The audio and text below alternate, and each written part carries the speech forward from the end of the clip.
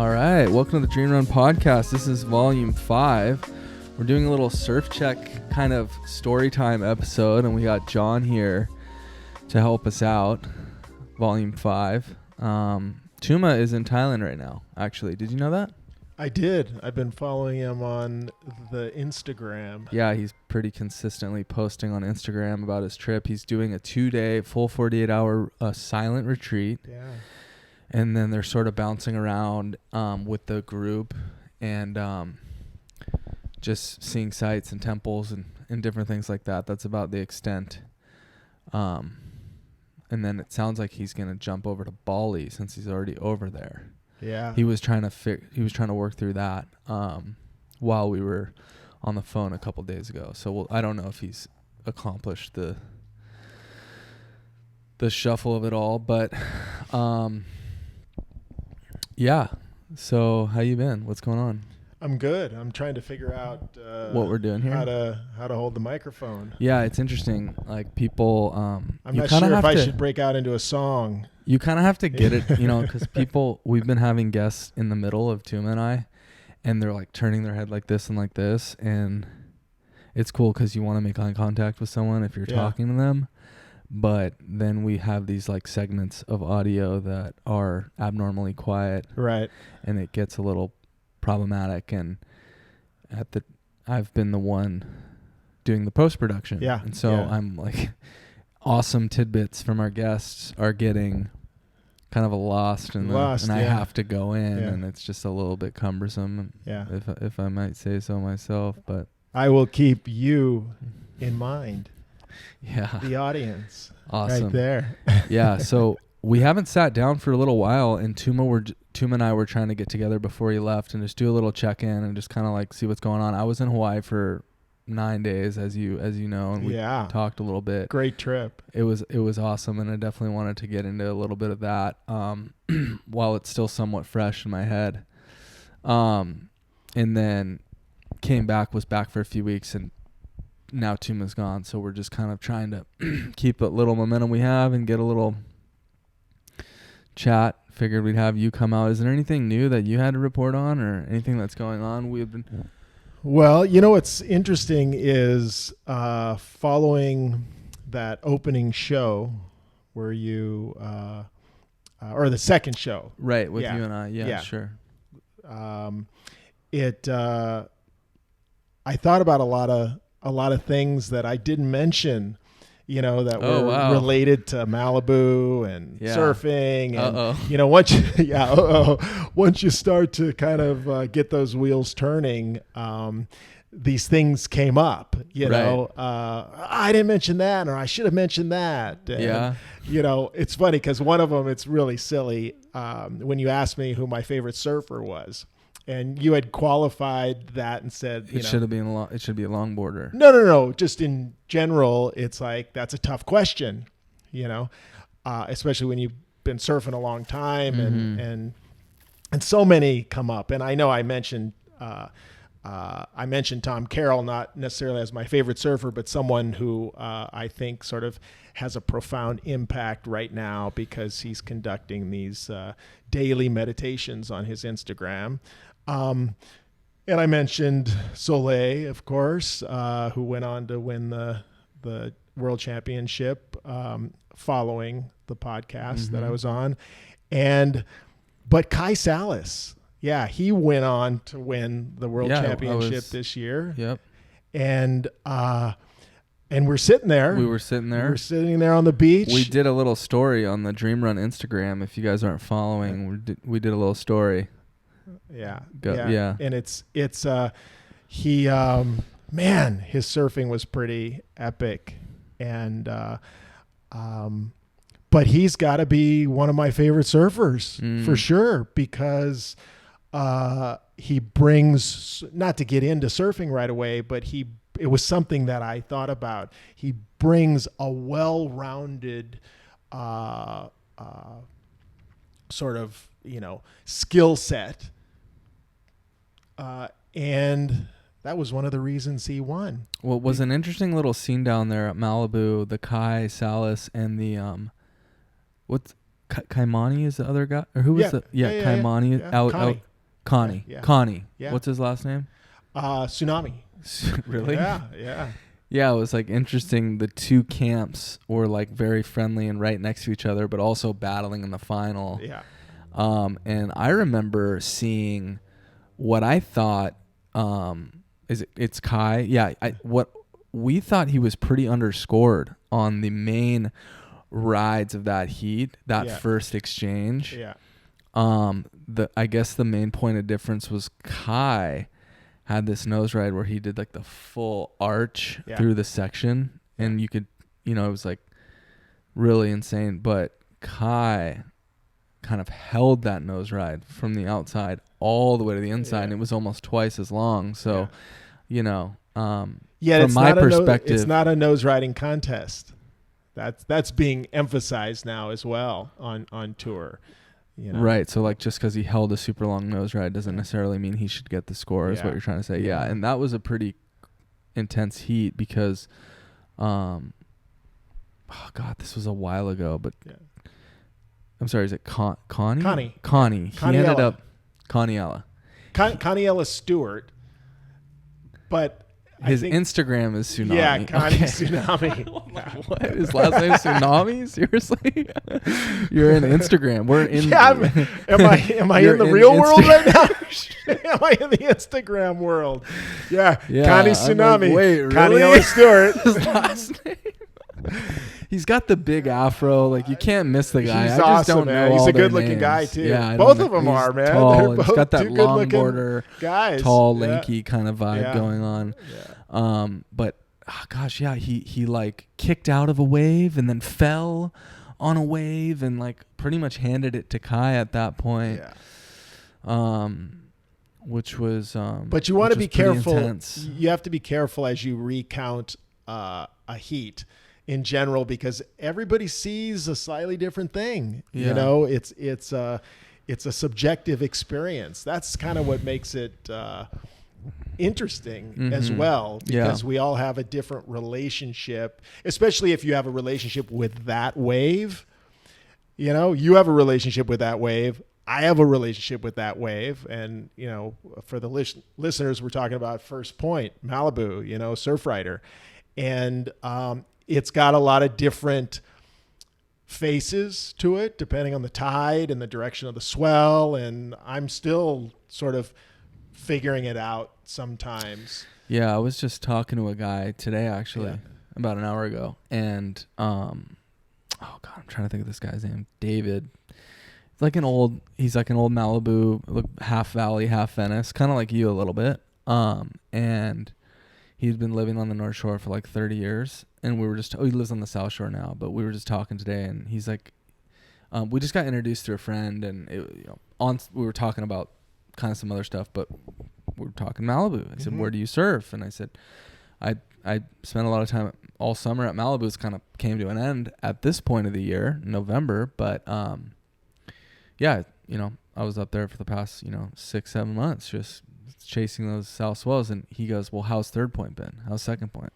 I looked at him. I said, I didn't look at him. I wasn't looking at him. He's in Hawaii. And I said, dude, it's just not really happening. And I told him, I said, 10, 11 years ago when I moved to LA, well, almost 12 years ago now, we used to get some really fun waves up there. And it's been a few years since like you've seen and he's like, dude, we used to get waves from Third Point all the way through, and the lagoon and this and that.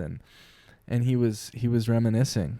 And it's just kind of a bummer. I don't really know what else to say, but it's just, we have a relationship with that wave. I used to surf up top a lot more. More. We should, on the next good swell, we should just paddle out up there. On a west. I surfed up there. I'll chuck my longboard for a minute, and I'll grab one of my shorties. I'll go real short, like 7'4". Yeah.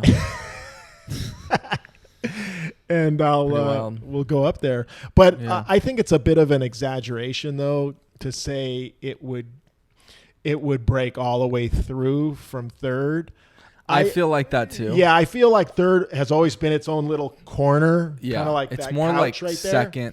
and then it's like second all the way Yeah. through. And that's what I said. I said, but since I've been up here, you could get a wide one at second, a big wide one at second. Oh yeah. And go all the way to the pier, basically. Yeah. And we've seen I've been Sarlo able do to that. do that. It's done for sure. It happens on a big day. Andy, big long period day. Yeah. It's doable. But third point, I mean, but apparently, and I think you can ask guys like Sarlo and guys like Andy, I mean, Andy said he did it last winter on a huge west swell, that huge west swell in January. Yeah, I don't doubt it. He said he got one. He said to me, third point. Yeah. And that's over there. Yeah. But I mean, if it's big enough. Yeah. And it bumps on the out. Yeah. If it comes a little wide. Comes a little wide. So. But not to digress, but I just wanted to sort of speak to that favorite surfer thing, sure. And acknowledge Kai for good. Oh, now finally, that he won, you've got to give him the credit, or no. I just in all honesty, it's a pretty hard feat to and an impressive feat to stay involved for as long as he has, and it was because we were sitting there and a part of the whole mix and a part of the vibe, it was cool. It's cool to, I mean, what sort of world class sort of sporting event can you sit there with the players, and feel like you're a part of it like that? It's an interesting phenomenon, because it is a, seemingly a fringe sport. Well, thinking back to that, the WSL almost completely blew the call on that contest, right? And this is a while ago. I'm having a little brain fog here, right? But apparently the beginning of the waiting period, I didn't surf, but you were surfing. Yeah. A bunch of people, friends of mine I talked to, were scoring. Yeah, I was 2 to every 3, day. couple shoulder high sets, Yeah. reeling Malibu, and they were holding. They finally tried to run it on Saturday, and you have to think WSL, and it's like we're looking at the surf line, and we're going, we surf here all year, and I mean, either surf line's way off or like it's going to be a dead flat. Mm-hmm. And it was. We showed up on Saturday. It was dead flat. There was so much fog you couldn't even see. They ran a heat, had to call it back. And then I believe they ended up running it. Was it Monday? They ended up running it? It was Monday. Yeah, so it was this whole thing, and I think the WSL wanted it to be a big show on the weekend, on a Saturday, because the best waves were clearly the first few days of the waiting period. Yeah.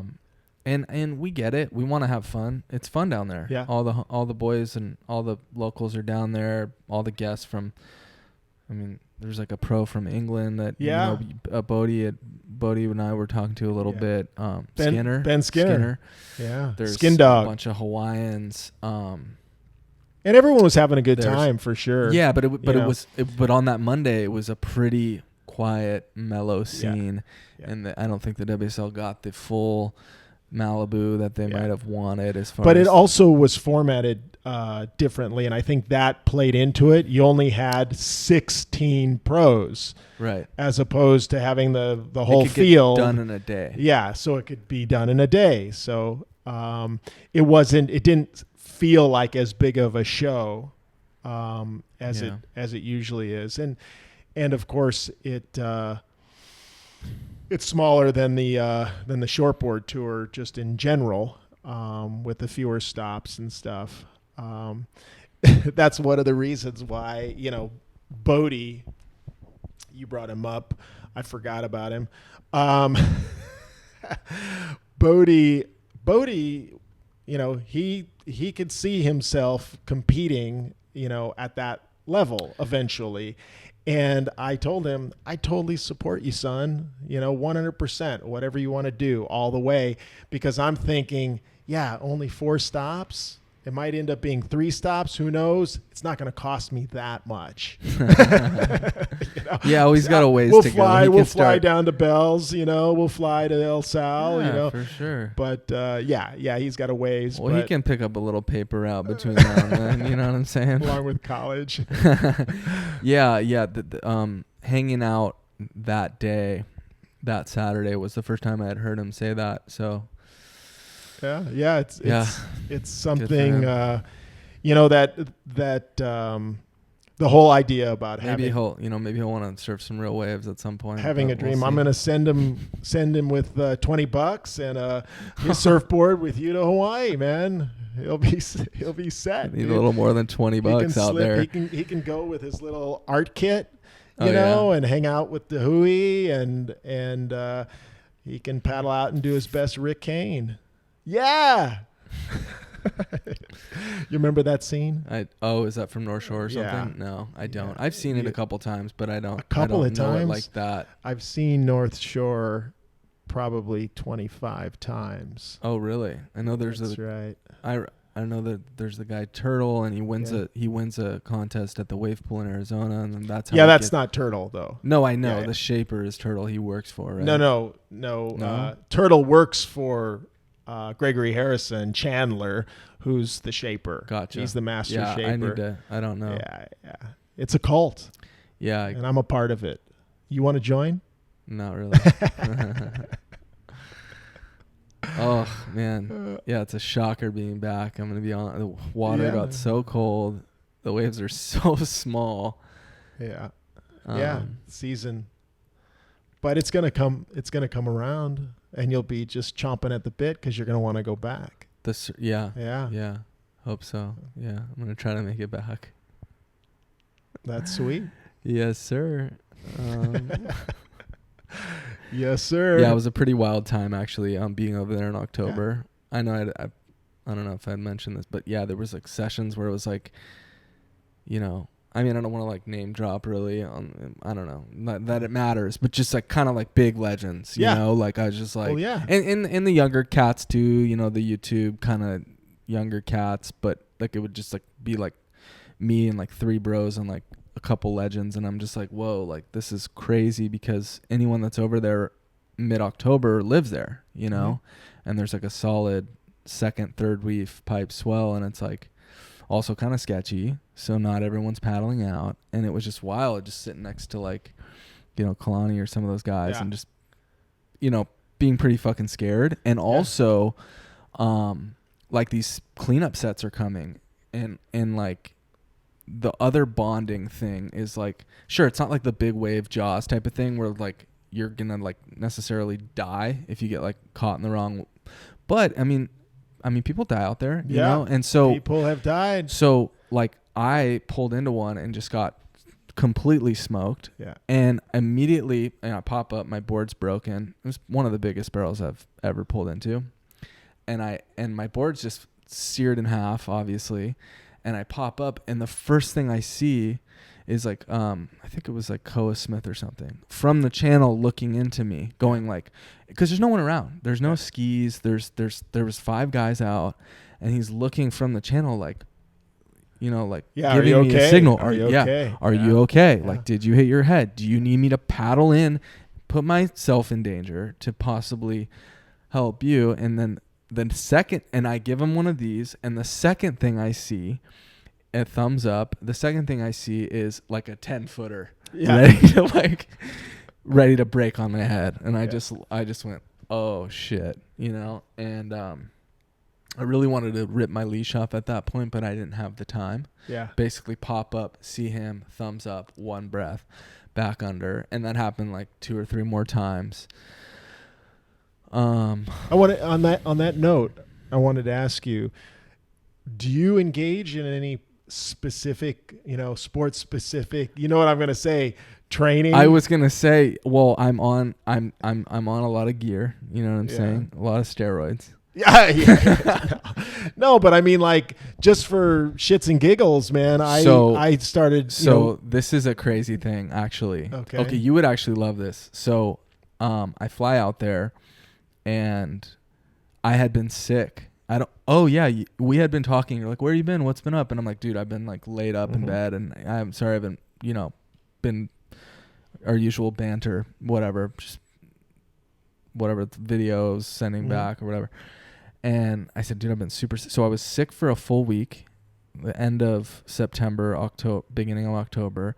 Then that second week, I was still like mucusy, recovering, couldn't really skate, couldn't really run, surf, do anything. And then I basically flew to Hawaii after that. I get there, swells filling in. There was like one swell right when I got there, and then the big swell was like 4 days in. Speaking of this, so I went there in some of the worst shape I've been in probably for like a year or two. Like I hadn't surfed, I hadn't skated, I hadn't done anything. I wake up and a buddy of mine I was staying with this time around I go down to check the surf. I come back, just short walk, and he's like, how's it look? I'm like, yeah, it's definitely fun, surfable, but I'm drained, jet lagged, 5 hours of sleep. But yeah, like let's just get wet. I'm not in any hurry, but yeah. He looks at me and goes, should we train first? I'm like, sure. Wonder what, I'm thinking a couple push-ups in the driveway. Right. Maybe a couple little curls or whatever. No, man, we're running down to like this beach, and Jamie Mitchell's got like a cone set up and a buoy, big wave surfer, Australian guy, I think, or South African, one or the other. I think he's Aussie. And he's got this full like class going, and all these people are showing up. It's like 7 a.m. or something, or 6 a.m. And him and like my buddy and like all these guys, I'm getting like lapped by James. He's 50. A couple of these other guys are like 50. I'm getting fully lapped. Like I'm probably the youngest guy, honestly. Yeah. And he's doing this class, and it's like a run, swim, run, paddle thing. We've got these foamies, and we're paddling on those. And so to answer your question, I kind of like tweaked my shoulder pretty bad when I was out there, pinched a nerve, and like it's been lingering. I've been back for like 3 weeks. It's been lingering. Like I'm still kind of feeling it. So what I've started to do is go to yoga and hot yoga. I went to 3 classes last week and didn't skate, surfed once. It was like tiny, and just paddled around. And then my friend gave me acupuncture also this weekend. So it was a bit of it was a wake up call. I mean, I had been in shape. I'd been surfing all summer, but now it's sort of like, all right, if you want to surf when there's a big swell on the West Coast or pop back out there, you got to really stay in your body, right? Yeah. I'm glad. The longest answer ever. It's a podcast. You're supposed to it's talk. also a story about my fitness going into double overhead waves. Yeah. And not really. Yeah. What I was thinking was some breath holding, Right. And building your lung capacity so that 30 seconds and a couple of hold downs doesn't feel like a half hour. If you there's this practice. It's an organic American Spirit tobacco. Oh yeah, you're smoking cigarettes. And it primes your. Yeah. No, it's super funny. Surprising. Like saw like a handful of those guys like smoking out there, and I just made a joke, and I was like, "Yeah, this is kind of prime your lungs," and they're like, "No, yeah, that's what all the boys." Yeah, kind of laughing like it's not true. Like it's just, no, that's Kelly that's doesn't not, do that. No, that's just a bad look. But there's something to be said for increasing your lung capacity for anything, just in general. There are a lot of benefits, a couple of them, from my own experience and participating in that is, when you hold your breath and you have to deal with that, with the uncomfortable sensations that arise from holding your breath, you're learning how to respond to that in a resilient way, in a way that implies to you that you can survive, that you're prepared for this moment so that you don't panic, so that you are able to conserve your energy. Right. And so if you do get held down a couple of times, it doesn't affect you. You come back up, you paddle back out, you still have the energy and you're not necessarily exhausted. Right. I'm not a big wave surfer, but but I know the feeling of, getting pitched and getting held down in overhead surf and being tired and having to paddle out again and all that. And it helps you out. Yeah. I mean, being in shape 100%, right? Because like if you're out there for an hour and a half and you're on, a couple days straight of swell and you're, that's why you're there. So you're not going to sit on the beach and recover. You don't really have time. So you're just going for it. And I think that being in shape and having that lung capacity helps you stay out of those questionable situations. That 2-3 extra paddles to get into that wave or to get out to the shoulder. I mean, because like how I got one of the better waves out there was like a full-on 5-wave second reef set, just swept the whole lineup. And I had been out an hour and I'd only caught like 2 just little like get the feet in the wax, like warm up kind of chipper waves. You're still feeling fresh. Yeah. And no, I'm not feeling fresh. Like because I'm hour and a half into like getting smoked. Like because it's like 10 foot. You know what I'm saying? Okay. So I'm not feeling fresh. Okay. I had only gotten 2 waves, but right. I had gotten 5 on the head. Oh, okay. And I had been surfing 4 days straight leading up to it with my like lack of fitness. So that's kind of how I got swept all the way in and I said, I only have energy to get like one more wave, and that's kind of the one that came to me. But the practice of breath holding and the routine that you can work up to is good. I mean, right now, do you go in the ocean to do it, or? I have. Yeah, I have. But you can do it in the bathtub. You can do it in the pool. Yeah. You can do it not in the bathtub or the pool, just right here. So just imagine if you could hold your breath right now for, let's say, a minute and a half. I think probably, yeah. What would it feel like if you could hold your breath for 3 minutes? Right. Well, I don't think you're getting a 3-minute hold down at any waves. I know, but just imagine in terms of your fitness, how minor it would feel to be held down for 30 seconds. Yeah, right. It changes the metric for your body. There was some long-term hold downs, and it's also like you come up and then there's another one and then you get smoked and then you come up again and there's another one, right? So you're just taking little sips in between. But also a good way to train, I think, is go down to the skate park and hit the concrete, because I bounced a few times out there. Yeah. It's just a little kind of a weird time with the sand and stuff, and things were just a little wonky.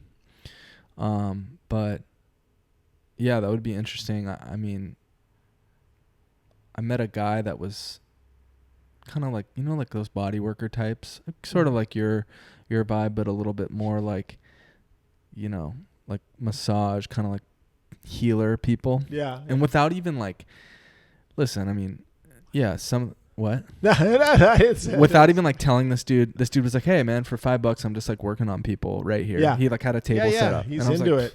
Yeah. My shoulder was rocked. And I was just like, I sat down without even telling him anything.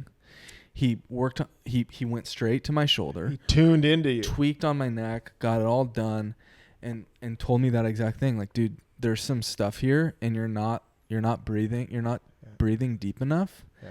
And so your body, you need to be breathing and creating more space for yourself, but you're like having the shallow breaths or something. Yeah. So I think from a hold down perspective, from also just a general alignment perspective, right? It can be pretty useful. Well, your breathing patterns, how you breathe, is directly related to how you feel, both past and present. I heard about this. Like if you get some kind of like anxious thought or passing, you start going short, or if you get some kind of love or positive thing, you'll relax and take a long, slow breath. The diaphragm, which is looks like an upside down large mushroom, like a kombucha mushroom in your belly. It descends, helping to open up your lungs, and it contracts, helping to expel the air. But it's connected to your emotion. We could call it your emotional body, which it's constantly feeding off of that information. So if there's some past trauma and there's an association, a connection to this moment, it's going to affect how you're breathing in this moment. And it'll all be unbeknownst to you. It'll be unconscious.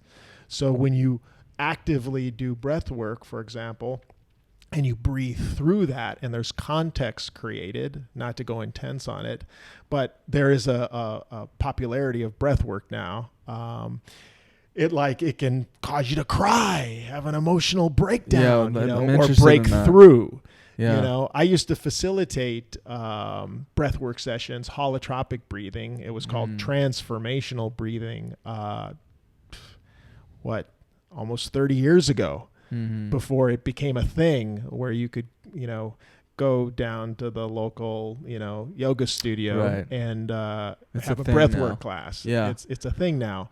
Yeah, but it can be very powerful. But anything connected to working with your breath it stands to reason that it's going to be helpful, because that's the most important thing to us. Yeah.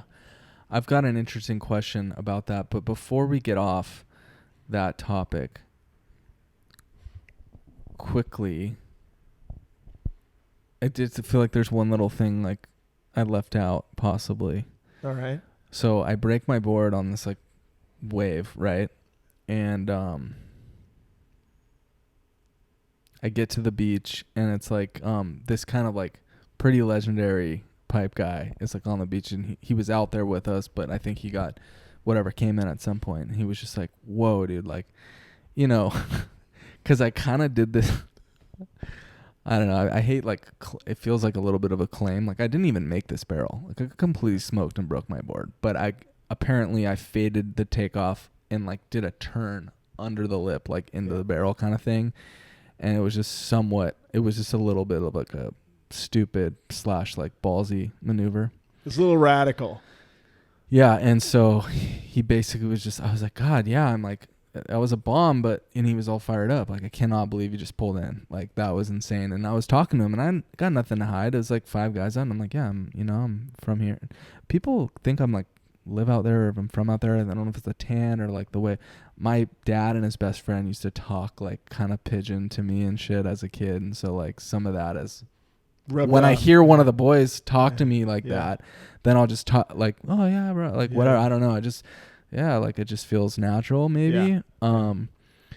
But especially when you're not wearing your Tevas and your socks.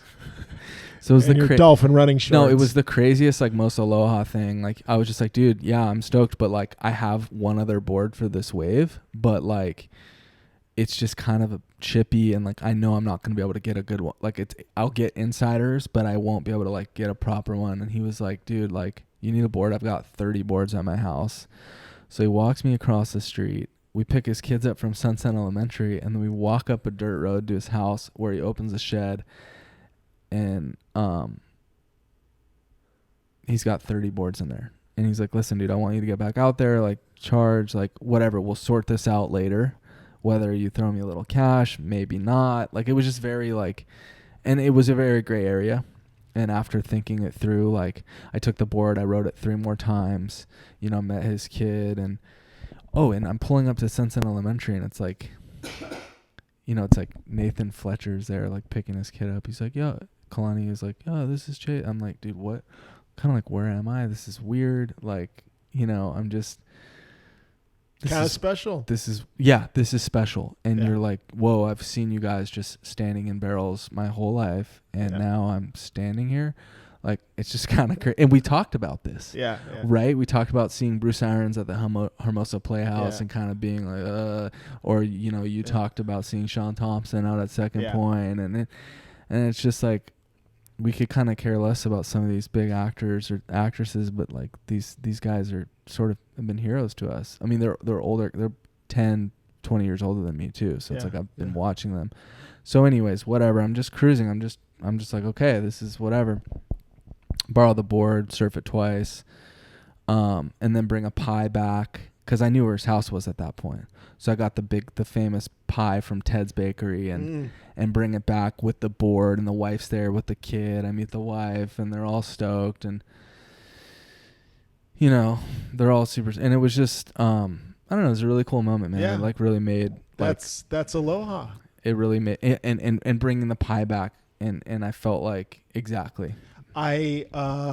Him letting me use the board, you know. I have a little story, not as epic as that, but it's like when Kai Salas was here for the championship.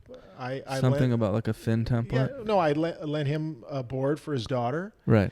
And then well, you're just like the board slinger now. I've got one of your I'm like Andersons in my room right there. So I brought you and Kalani. Yeah, we're like this, dude. You know, and I brought him a board, and his daughter used it, loved it. They were very grateful. It was wonderful.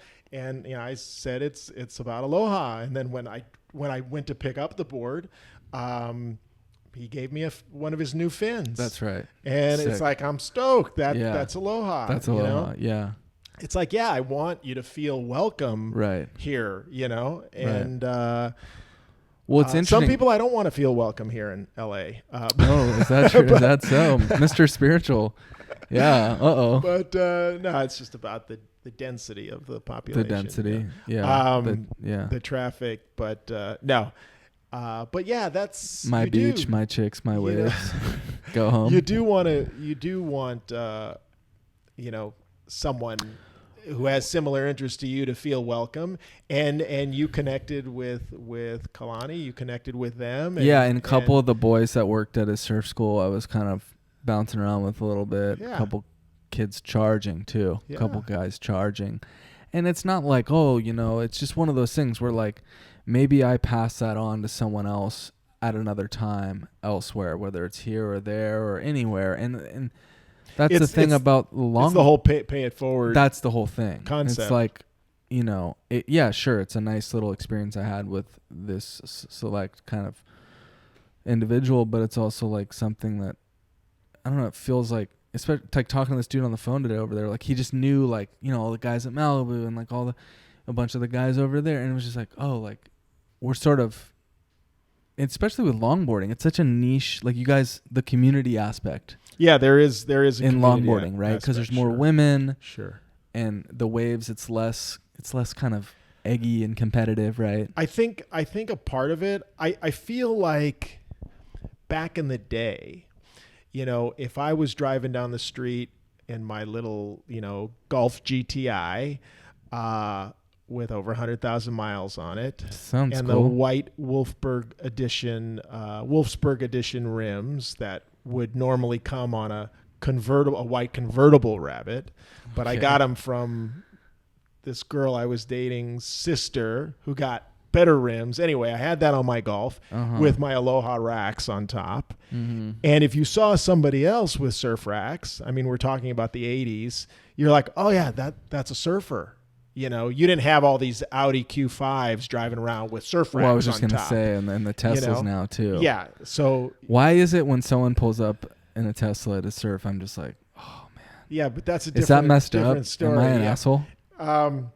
That's a different story. All right, we'll so get to ahead. that. I'm just but seriously, turn this off.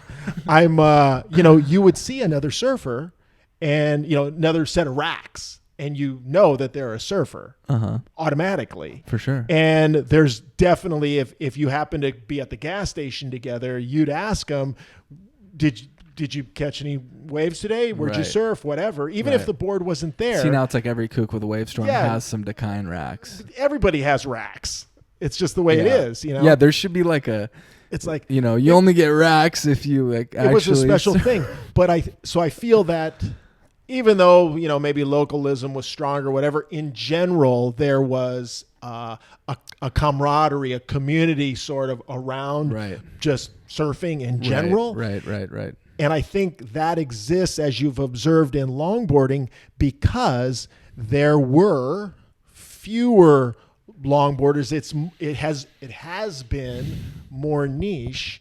And so when you are a little bit of an outcast or a fringe part of society, we'll say, you connect with others that are also fringe, because that's how you support each other, And surfing wasn't necessarily as cool back then. When you're when you're talking about your gas station pull up thing. I think if you were a surfer, it was cool, but It was. it wasn't necessarily appreciated by everybody Right. as much because Right. it was kind of on the heels of it being sort of a You were sort of an outcast. a little Right.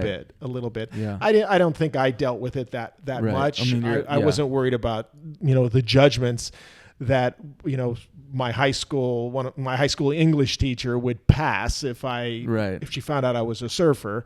But today it's embraced. I hear about, Bodie has told me, oh, so-and-so, my history teacher, surfs and found out that I was the captain of the surf team. And it's like, it's totally chill now. Yeah. He's like, it's like I can come late, getting A's and stuff. It's Yeah. like, but I think that's a part of to be back on the point. That's Sure. a part of what you feel a little bit, this camaraderie amongst the longboarders. Especially when you start traveling. I'm sorry. Yeah. Go ahead with the No, longboarding. Yeah. Yeah, and especially when you start Well, I traveling. feel like when you start traveling, right? Yeah. When you're over in Bali and you see those couple LA guys and then those San Diego guys and then, maybe those Aussies, right? Or when you're on the North Shore and it's kind of a circus, Yeah. You see everyone, basically. Yeah. I'm afraid that it's not going to, that special sort of community, that it may not necessarily, everything goes through cycles, but I think because of social media and because everything is monetized, the specialness of being, a proper longboarder and nose riding and all of that, I feel like everybody is getting into it. Pretty accessible. Sort of. Yeah, not to be accessible. like insane, but just to it's pretty accessible. Yeah, to go and from that's learning. fine. It is what it is, but it's not. I mean, I wish I could go back in time. Same. Yeah. And just for fun, be a longboarder. I wasn't. Be a longboarder back in the 80s. Yeah. Like that would be so epic Yeah. to pick up now, the purists like Tudor. Yeah, he was longboarding, there were purists doing it. Guys at First Point, Josh Farberow, Jimmy Gamboa, Dane Peterson, Ashley Lloyd, Cassia, it was super fringe, but it was appropriate to the spot. So the sort of, the couple of the nucleuses of shortboarding is for sure like Max, Tahiti, Oz, Bali, Hawaii. I feel like for logging, it's like Noosa, Malibu, South Shore, where you go pretty frequently. Queens. Yes, Queens. Noosa's a big one. Portugal, I think. Yeah. There's some stuff there. Yeah. There's like a couple. Sayulita. Saladita. La Saladita. Saladita. Yeah, Saladita in Mexico. And where else is like Sano and stuff like that. But even in my friend Cyrus Sutton, epic longboarder who did the groundbreaking movie about traveling around in your van called Compassing. Okay. Sponsored by Reef. He just was working down in Peru and sent pictures back of him getting Is he a regular? Or he's a goofy foot. Oh well, no, yeah, no kidding. He wasn't at Chicama or I don't know. Chicama, that super long left. But there's I've mind there's surfed not many even any times. rights there really. I don't There's think so. I don't even think there's maybe a couple. But he sent some footage back. He said it was very Baja-esque in terms of where he was and the vibe. Food was really cheap, but he got some great longboarding waves. And Nice. He invited me to go, but I couldn't pull it off so short. Whoa, that's a nice little invite. Yeah. I've But never I feel bad because I've got a son who then would be really my jealous gosh. about it. And He's a goofy too. Oh my gosh. But If we'll you would have probably went without him, we'll plan a trip. oh, I would have been like, that would have been pretty cold of the Yeah, dad. it's because I've been looking at classic cars and motorcycles. Yeah. So it's like, where do I spend my hard-earned dollar? Gotcha. You know? Yeah. Thinking back a little bit to this yoga thing, you've taught yoga for a little bit, right? Yeah. Because I know that we were on that, and then I jumped back, and then Yeah. we're just bouncing around like a little pinball, Too much coffee. Yoga. For me. Hatha yoga. So Don't say hatha. It's hatha. hatha. Hatha. Vinyasa. Listen, I mean, whatever. I've just had it a part of my life, like off and on. Yeah. Like one of I got into it for my almost like a sisterly figure of my neighborhood. She used to like, my mom would be like working and stuff. She'd make us dinner and like, I don't know, I think she was probably in her probably 10 years older than me. So she would always like kind of look out for us a little bit, bouncing around the neighborhood and stuff, make us dinner. She was a hardcore Bikram. Yeah, Bikram. Hardcore, like Yeah. 106, like all the certain sequence of poses. Sure. I And used at to have those 16 memorized. And at 16, she took me into her class, man. And I was like gnarly pothead. Did you hurl? Almost. Yeah. I was a gnarly like stoner at the time. Yeah. And yeah, it was a weird time. But and so that was my introduction. And she had taught, and she still had studios. I mean, so I'd always been open, and that was at 16. So pulling my head out of my ass and like stop partying, you start getting in your body more. What I'm kind of leading up to right now is I hadn't practiced really at all for a bit, probably like a few years. I probably went to one class here and there, but going to these 2 classes this week, I was like, oh my gosh, like I have not felt this in my body in a while. And what I'm wondering, and I'm like, damn, this is like, I think I have a body type where I need like movement and things like that. But my question for you is, do you think that because I've spent probably 2015, 16, 17, I was practicing relatively at a studio consistently going and stuff like that. Do you think because I practiced and established this baseline, now it's almost like if I don't have it, I tell her? Do you think I'm just like, does that make sense? Does the question make sense? Well, yeah, because now I go and I'm like, damn, like I should be doing this. But let's find an analogy. All the time. Let's find an analogy. We could find an analogy using first point as, oh gosh. as when the sand goes that way. No. It's like if you're used to surfing beach break, and beach break can be fun. Obviously, it can be epic, right? Beach break can be great. But then you go and surf a nice little south swell at that secret spot called First Point Surf Rider. Secret. You're going to want to come back because that becomes your new metric. Your baseline. Yeah, your baseline. And because it's better, Right. And I think that's what you're experiencing. It's like you experienced getting into your body and the positive feedback from that. Mm. So when you're not in your body, because it's good to be in your body. I mean, we need to be in our bodies well, if you because think, these are the bodies that our consciousness is in. So it's a body mind connection. And but you can. The thing is, being in your body doesn't have to be an arduous experience or difficult. It's like just right now. And for those listening, it's like right now, don't get scared. Right now. It's like right now, if we just stopped, and I know that, on a podcast or a radio program, dead air is not good. So I'll keep talking. Okay. But it's like, just notice the breath in your body, just where do you feel the breath in your body? That's a good exercise. Do you feel it in your belly? Do you feel it in your chest or somewhere in between? Feels pretty good. It's like, what tells you that you're alive, that you're breathing, besides your idea of it? That's the question I want you to answer without answering it verbally. Mm-hmm. What tells you that you're alive and breathing from a sensation standpoint? Well, I think that we hold like what I was like, damn, I think I've been holding a lot of like, things, because there's certain poses that like push blood. Mm-hmm. and give you sensations mm-hmm. in areas of your body that you hadn't necessarily felt, whether you're working out, running, surfing, skating. There's certain muscles that are being worked or blood, and it's like, whoa, like it was just very stagnant cells and energy, I think.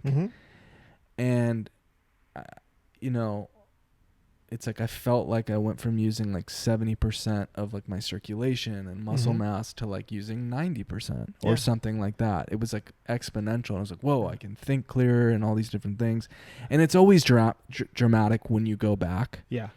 Like it's always like, and then I'll go for twice this week or next week or whatever. And then it won't be as dramatic because it hasn't been but it's still important to keep it pushing and moving. One thing I will say is like, yeah, you can just go. I think that's the practice, right? Just being able to go into your body, out of your head, into your body, like at any given snap of a finger. But one thing is like, I feel like that's almost like why, I don't know, as a surfer, like I've like seen clips of myself where like I'm in a barrel and I like almost like don't remember anything. But I'm like putting my hands. I have this clip. It's like a slow-mo clip. Touching my friends the in face. the water. Yes. I'm like, and you don't remember doing it. I don't remember anything, and I'm like totally. I have one hand in the face this way, and and for some reason I put one hand in this face too. Yeah. And it's just so perfectly like done, and I don't remember. I fully blacked out, and I think I just went so far in that I just knew what I was. Knew what to do, I guess, and I felt the wave so much, and I felt the energy around me. It was like the weirdest thing, and so I think, I don't know, going to one of those classes or getting in some pumping surf, or like it's just, or not even pumping, right? Like you can kind of stand at Malibu and just feel that energy of that wave. Yeah. It is. I mean, we're talking about more subtle realms of experience and subtle realms of experience. Whoa. Energetically. So I've had people in, you've come to my meditation class on Monday nights. I have. At Unplug. Yeah. And it's people have reported to me that they've had out of body experiences, and ironically, just in that 45 minutes, my aim is to help people get into their bodies, but there seems to be a threshold where, depending on your suggestibility, depending on what's going on in your life, depending on what you need to experience, where you can, the starting point is getting into the body.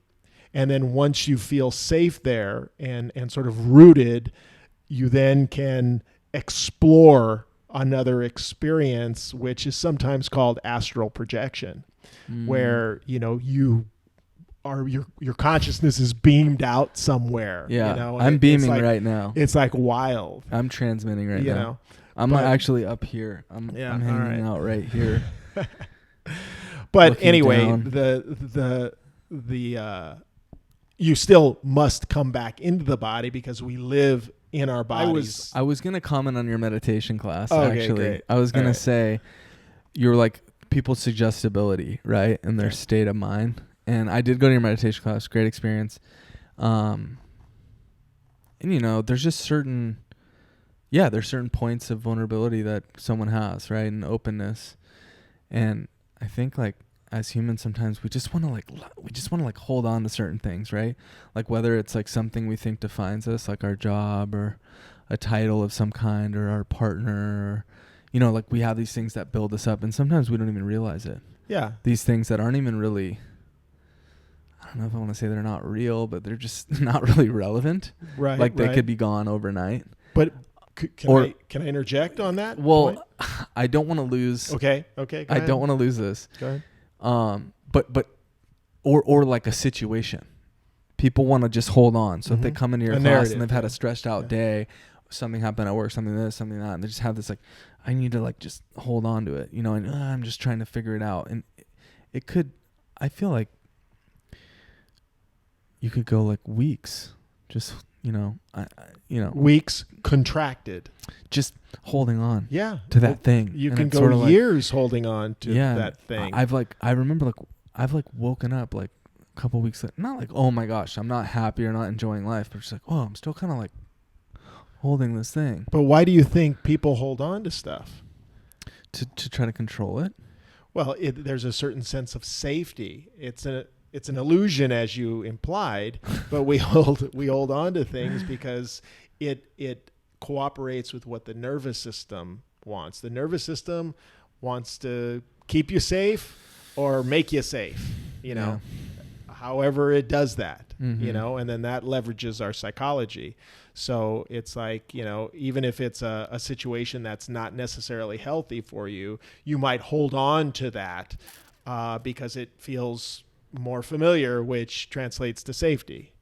Right. So, obviously it's a very layered subject. And I think there's other reasons too, right? That'll affect your openness. Oh, absolutely. Right? Like there's some days where I feel like, you're just not as grounded. Yeah. But think about it. When we're not as grounded, why is that? Because we're getting caught up in whatever we believe are suggestible to is helping us survive, go forward, continue, be comfortable, connect, whatever it might be. It's all in an effort to enable us to, feel like we belong, like we're connected, like we're surviving, like we're safe. Right. And that's okay, but it's more okay when you're aware of it and you play a part in how you move forward in your life, but so we'll just try to let go of some of those things. Yeah. If you can. And that's why breathing can help, because it's always attached to the breathing. Going and having a surf can help too, because that gets your breathing going. Yeah. And you're connecting with nature and you're using your body. But any listeners out there that don't surf yet, golfing's really cool to do that with as golfing's pretty, skating. You can find a little bit of a flow state. You don't have to surf. You don't have to go surfing. Skating, I'm taking a bit of a break. You'd be proud of me. All I'm right. taking a pretty big break right now. But why would I be proud of you? Because you're always telling me, your body is like, so you're gonna careful. You're always. No, I don't. No. Yeah, you're always like, oh, you're skating, like. No, that's. You're. Yeah, but you're ripping, dude. The clips you put on, man, if you freaking grinding. The clips in the pool. It's funny, like. Yeah, that was like one of my big goals, was to like be able to grind in that pool. Yeah, it looks so natural. Like it makes you, it's like reading a book. Have you ever read a book? It's gnarly though. But have you ever read a book where it's like you read this book and whatever, let's say nonfiction, not fiction, but nonfiction. And you're like, whatever is said in that book, you're like, I could have written that, because you relate to it so much. It's like when I watch you skate, I'm like, I did throw up a couple clips. Yeah, I could skate like that, but I know I can't. I mean, I used to be able to throw a grind in a pool, but I wouldn't try to do it now. But in my head, I think I could, but I know that my 55-year-old body, 56 next month, probably won't cooperate with that. Yeah. Still trying to pull it off surfing, in a feeble way, but feeble, whatever. Yeah. Surfing helps. Yeah. Anything helps, right? It helps if it's like a wholesome activity to get that release, or that's what skateboarding, I think, going to the park, landing a new trick, or at least getting closer, gives you that like, oh yeah, like and everything else that happened during the day can kind of like wash away, and then go grab a burger with a couple friends and like, all right, cool. You know what I'm saying? Rather than holding all that like stress or things that. It's a release. Yeah. Cool. Any closing thoughts for the listener? I mean, like last time you ended with like a really meditate and destroy type of speech. And I know this was more of just like a hang and sort of, but there's an interesting question. If you could put one sentence on a billboard, what would it be? Yeah. I know it's right on the spot. Yeah, no, that puts me on the spot. I know it does. But if there was one, love others like you would want to be loved. Nice. I can get behind that. I did not have that rehearsed. Love No, others it's a like good you one. would want to be loved, because I just think about all the stuff that's going on in the world right now, and it seems like there are some, impossibilities, seemingly. Yeah, it's funny. Like all that stuff was breaking out in Israel, and it's like I was just in Hawaii. it's super It was just crazy. like, I guess I'm in Hawaii now. And what if the starting point was, okay, let's have it be a contest who can love others more. It's unrealistic, I guess, but that would be what I'd say on that billboard. Love others like you would want to be loved. And then it creates this loop. It's tough. I saw something really interesting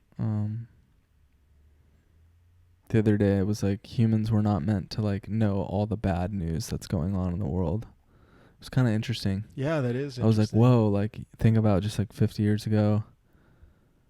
I guess in the 70s, you'd hear about the war and stuff. Yeah, you'd hear about it. Yeah. And there were images, sure, but Newspapers and today TV the stuff. images are all totally accessible.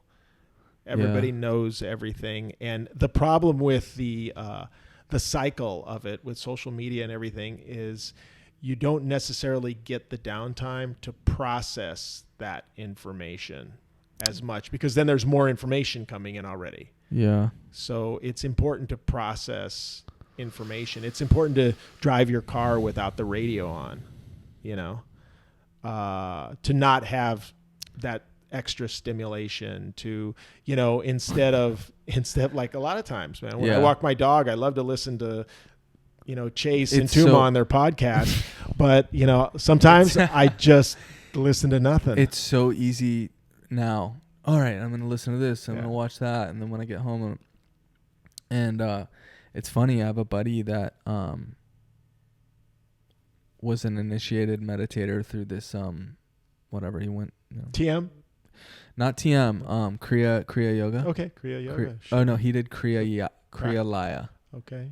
Yoga, Kriya Mantra, Kriya Laya. He did Kriya Laya. And it was this monk in Santa Barbara. I think he's still up there. And we would go see him and stuff and do his meditations, but he actually went and did the initiation and had the thing, and he did every morning, whatever. Mm-hmm. And I lived with him for a little bit, and that was interesting. So I would end up just tagging along and whatever. He one time I was driving us somewhere, and I was just like trying to find a good song, and I was kind of driving but trying to find a good song. He's like, he looked at me, he's just like, why don't you just drive? Yeah, I love it, man. Like, damn, bro. Yeah. Like that was pretty, like, yeah. And it's exactly what, and totally there's times when it just feels nice to like, not today, just silent car ride, me and my thoughts. I mean, I could go on and on and on, but it's important when you're sort of building your identity. Mm-hmm. It's natural to identify with things like music and everything that comes with that experience, driving in the car with your music on, and it all comes back. And I know I'm making some sweeping generalizations here, but it's like coming back to this concept that I have in my head of myself and who I am, and I play music, and I drive this car and I dress in this outfit, and all that. So it's like I can see that for someone like Bodhi, my 17-year-old son, Right. It's like it's something, and that will continue. I remember myself in my 20s. It's a part of his identity, is what you're getting at. But at some point you get to a place where you realize that that's fun, and I participate in that from time to time, but I don't need that to have a sense of myself. Right. Yeah. I need a 10-foot longboard, and seriously. And to look cool with my single fin. No, but Oh, no. but yeah, me anyway, neither. you know, it's a part of that. So sometimes it's hard to let go of that for a minute and say, nah, I don't need something right now. Would you agree that there's a certain sense of, and we should wrap this up, but would you agree that there's a little bit of like a sense of introspection in the world right now, or not really? Well, whenever there is suffering, there's an opportunity for introspection. Okay. You know? I wasn't really, so this is kind of a random tangent, but just because it's gotten cold and because it's gotten so dark, I've been like, looking at things a little different. Right. You've gone inside a little bit. And you it's get so you cold get and so dark. you go inside when it's cold and dark. Like, yeah. But that's it. Well, it's because like it was like summer. And it's like 80 degrees, and all these lingering injuries. Like as soon as you wake up and get in the sun and get in the warmth a little bit, they kind of like melt away. Yes. But then all of a sudden, it's like 55 overnight, and maybe it's a little cold in the house when you get up, and maybe it's dark at 5, and all of a sudden you're like, oh, that little hip thing, and that shoulder. And you're how old?